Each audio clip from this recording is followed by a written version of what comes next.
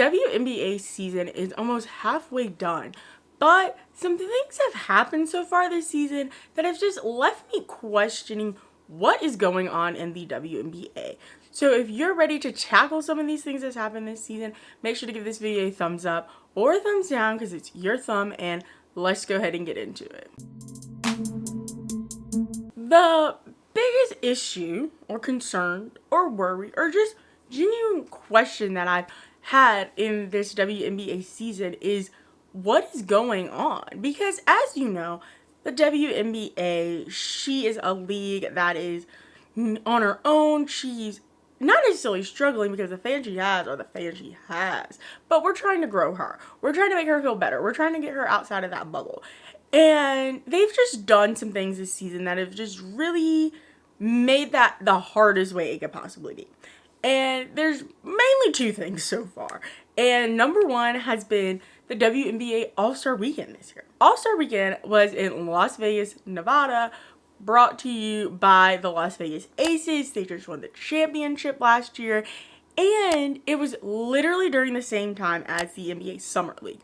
So all basketball fans who love basketball were all within a, 5 to 3 mile radius of each other. So it was literally like the perfect storm for the league to like start working together. Obviously they work together, but really integrate more of those NBA players, grab some of those NBA fans to come to the WNBA's sponsored stuff for the weekend. And some of those NBA players did come over, but you gotta make it easy for fans to contribute and be a part and watch the things you're trying to do. The skills show, if you don't know much about the WNBA, it's very similar to the Saturday night of NBA Star Weekend where they have like the dribbling challenge and the 3-point contest and all that good jazz. That started at 4 p.m. Eastern Standard Time on a Thursday. It is the middle of summer. And it's also just a work day in general. Why is this coming on at 4 p.m.? This should have been an 8 o'clock viewing. This should have been primetime ESPN. What is going on, WNBA? But it came on at 4 p.m. I didn't watch it because I was busy at 4 p.m. I'm pretty sure you were busy at 4 p.m. Everyone was busy at 4 p.m. except the people that were there, which they looked like they had a pretty decent crowd.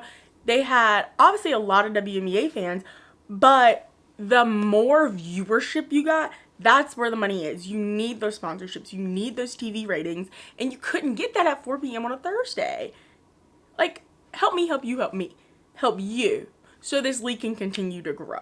Secondly, it was another fact that it's not the product, as Sabrina Ionescu literally like broke a record for like the most points in a 3-point contest, as she scored 37 out of the 40 potential points she could have had in the 3-point contest and had 23 pointers in a row.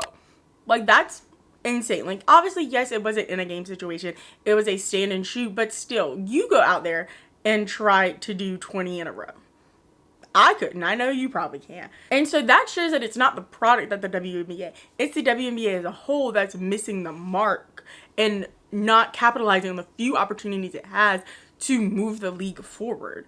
The game did come on at 8:30 on a Saturday, which is a lot better than 4 o'clock. The game was a little bit lopsided, which you get in these all-star games, but I feel like they could have did something a little bit more. They did have like some players mic'd up throughout the broadcast. You got to entice the people a little bit more. They still play their traditional 4 quarters, so maybe they should have kind of went a little more of the route the NBA has gone with, you know, every quarter is kind of like a game within itself. Just something to spice it up and keep those viewers interested and wanting to stick around for the entire game. Maybe have like a side broadcast or just different people to come on throughout the broadcast. It just was a little lackluster to me personally. The regular season is even more crazy, as literally prior to the first half, a lot of games were coming on at 3 p.m., 4 p.m. throughout the week. Again, as I previously stated, what are you doing? Get these jokers on primetime.